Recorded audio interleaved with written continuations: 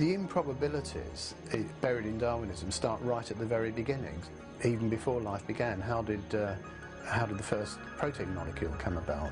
And there's been quite a bit of work done on this to investigate the probability of it, work both by information theory technologists and also by molecular biologists actually tinkering with proteins to see whether or not they can be taken to pieces and reassembled.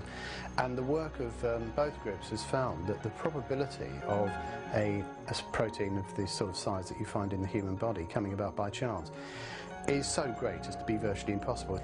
It's something which is, yes, it is possible if you have eternity at your disposal, but Darwinists just don't have eternity at their disposal. Information theory scientist Hubert Yockey calculated, and MIT biologist Robert Sauer confirmed, that the probability that a protein containing just 100 amino acids would form spontaneously is less than 1 chance in 10 to the 65th power. An event so improbable that it could be compared to winning the state lottery by finding the winning ticket in the street, and then continuing to find the winning ticket in the street every week for 1,000 years. The origin of the very first animal life out of ordinary complex chemicals is so large that no evolutionist has ever been able to overcome it, and it is one of the biggest barriers to the theory of evolution that I know. Even if proteins miraculously formed, we still are not close to producing life. The simplest living cells require thousands of specialized proteins in order to function. A number of scientists have tried to calculate the probability of life arising by chance.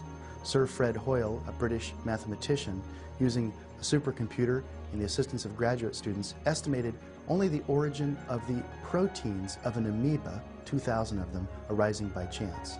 He estimated that the probability that the proteins of an amoeba could arise by chance is 1 chance in 10 to the 40,000th power. A probability of 1 chance in 10 to the 40,000th power is absurdly small.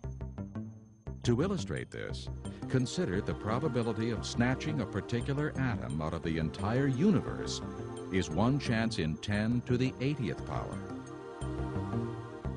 After making this calculation, British mathematician Sir Frederick Hoyle stated, "The likelihood of the formation of life from inanimate matter is 1 to a number with 40,000 noughts after it.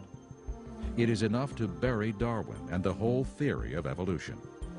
There was no primeval soup, neither on this planet nor any other. And if the beginnings of life were not random, they must therefore have been the product of purposeful intelligence."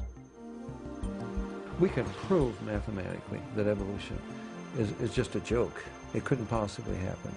Richard Dawkins, for example, one of the leading evolutionists, in his book, The Blind Watchmaker, he acknowledges that the nucleus of every cell, plant, animal, or human, has a database larger than the 30-volume set of the Encyclopedia Britannica.